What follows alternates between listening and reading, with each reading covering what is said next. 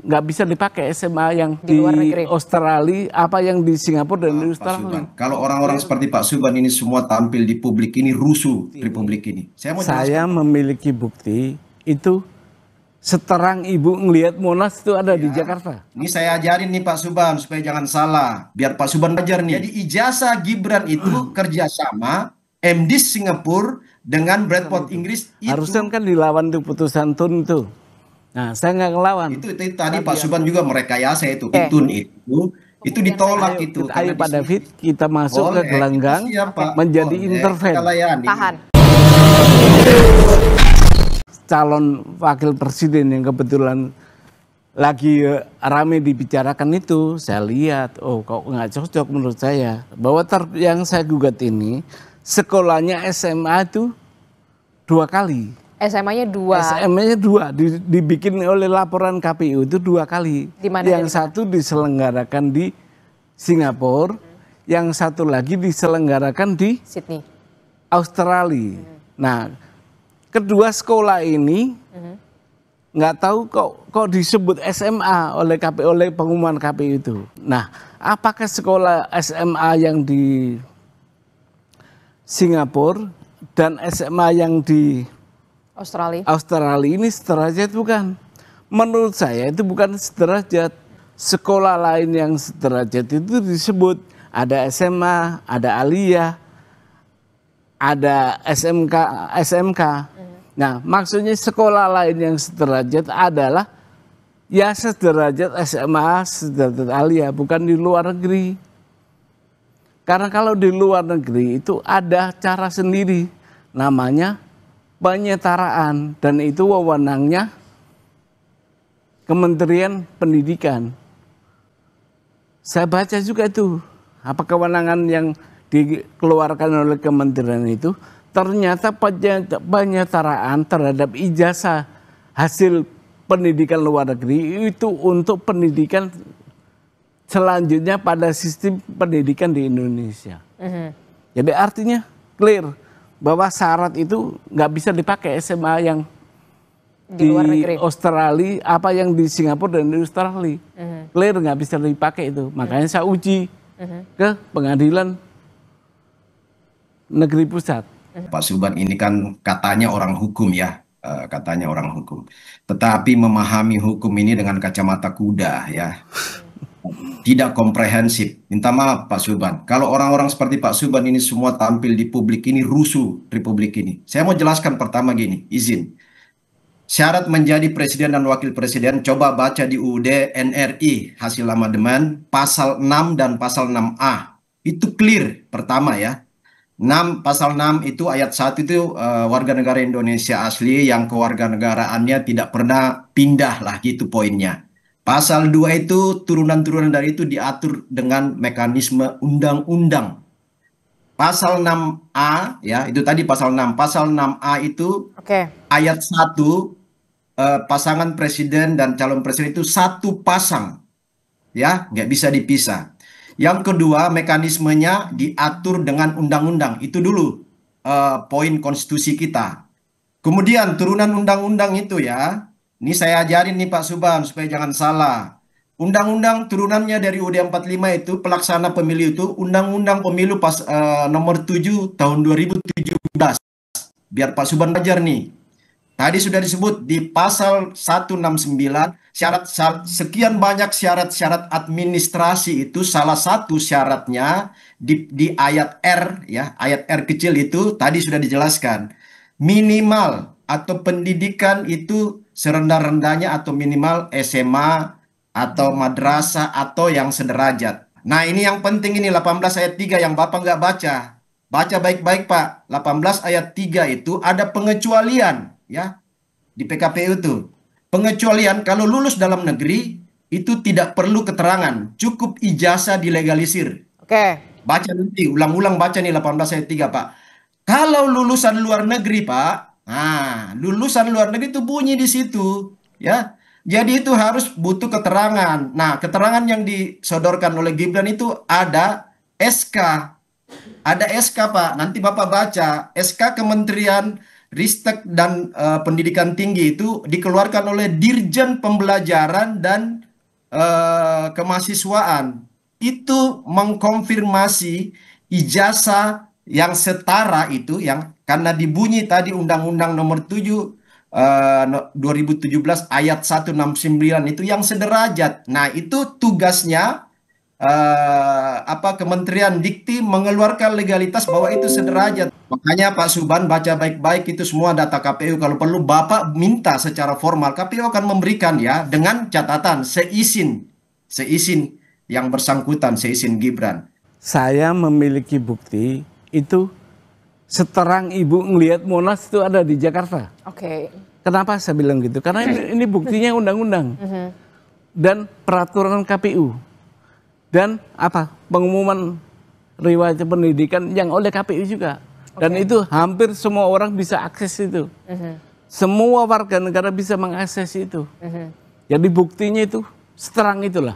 Nah, SMA Gibran itu di Orchid Park Secondary School ya tahun 2002 Pak. Ya. Itu 2002 lalu kemudian dia automatically dia lanjut. Jadi dia ngambil lanjut di MDiS Management Development Institute Singapura.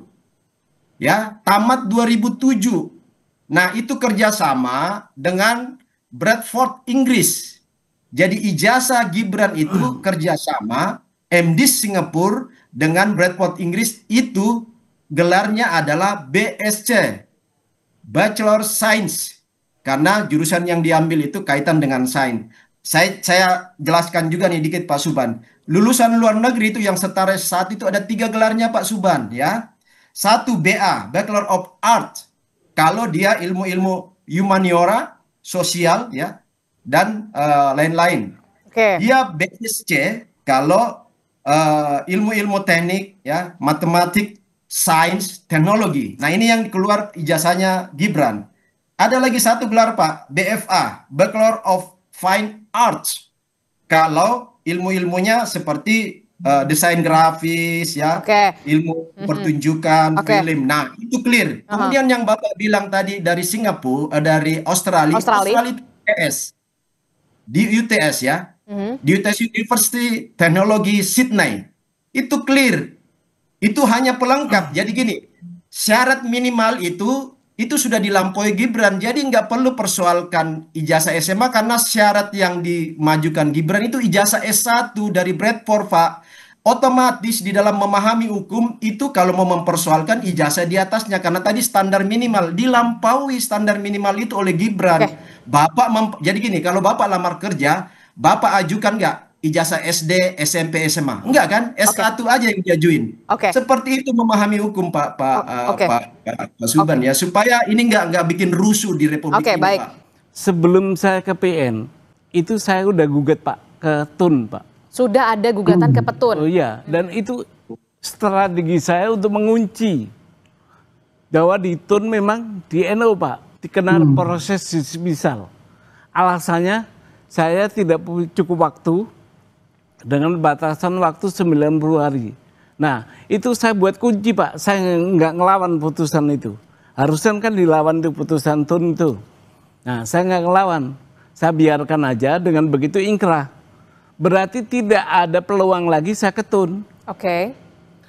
Kalau tidak ada peluang lagi ke TUN, maka hakim tidak bisa menolak perkara ini. Dengan alasan tidak ada hukum acaranya. Maka saya gugat perbuatannya. Perbuatannya KPU dengan tergugat. Dengan meloloskan menjadi calon presiden waktu itu. Adalah perbuatan, bukan ijazah. Karena ini kan yang yang menjadi rusak itu kan sistem hukum, negara hukum. Negara hukum yang rusak ini. Maka yang rugi, analoginya adalah seluruh bangsa, rakyat warga negara Indonesia. Dirugikan tuh dengan adanya serangan terhadap negara hukum itu. Nah, kalau negara hukum pemiliknya siapa? Warga negara. Maka saya minta 125 triliun itu adalah kalau dikabulkan, disetorkan kepada kas negara. Yang nantinya akan tahu dalam bentuk apa, kita menghayal aja nih. APBN kan?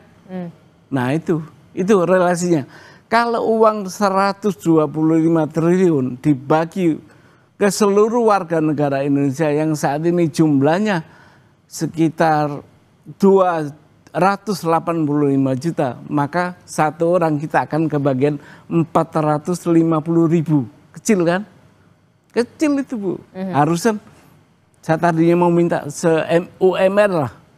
Tapi kok gede banget, ya udahlah segitu aja. 45 saya ambil dari 45 itu merdeka kita. Siapa yang menuduh ya dia harus membuktikan, itu prinsip hukum ya. Nah, sekarang gini, gugatan Pak Subhan dan kawan-kawan ini kan sudah pernah masuk ke TUN ya. Pak Subhan sendiri sudah konfirmasi. Di TUN itu ditolak itu karena dismisal. Nah, pengertian dismisal itu kalau baca di Undang-Undang TUN, Undang-Undang 5 tahun 86 itu clear.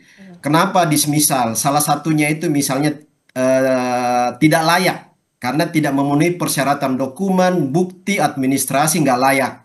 Kemudian daluarsa. Daluarsa itu tadi Pak Subhan juga merekayasa itu. Kalau di pasal di pasal 62 Pak, bukan di pasal 62 itu. Rekayasanya di mana maksud Anda? Tadi kan Pak Subhan bilang itu karena saya nggak punya waktu lagi. Enggak, itu daluarsa Pak. Jadi waktunya sudah lampau. Nggak bisa lagi diproses. Kemudian bukti-bukti Pak Subhan itu nggak memenuhi. Makanya di situ dikatakan nggak layak uji.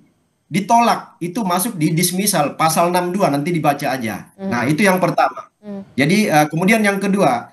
Pak Subhan ini legal standingnya apa? Itu pertanyaan dasar saya. Karena yang diberikan prerogatif oleh undang-undang, diberi kuasa undang-undang untuk menginterpretasi dan menerjemahkan teknis administrasi pemenuhan aturan-aturan di dalam kepemiluan itu adalah KPU. Nah, ketika Gibran maju di Solo dulu calon wali kota, KPUD sudah melakukan itu, verifikasi administrasi dan verifikasi faktual.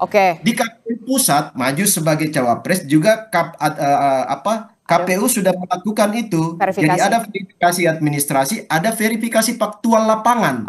Jadi ini semua sudah lengkap. Jangan mendelegitimate ya lembaga-lembaga negara yang punya kerja dan yang dirujuk oleh undang-undang, punya diskresi dari undang-undang, lalu kemudian secara kita tanpa data dan bukti, makanya ditolak di TUN Pak karena bukti Pak Subhan kurang. Lengkapilah bukti kalau mau maju di proses-proses perdata ini. Apalagi tuntutan Bapak kan luar biasa. 125 triliun rupiah. Ayo Pak David, kita masuk ke gelanggang menjadi interven. Tahu undang masuk sebagai interven boleh. Karena tergugat sudah diwakili oleh kuasa hukum.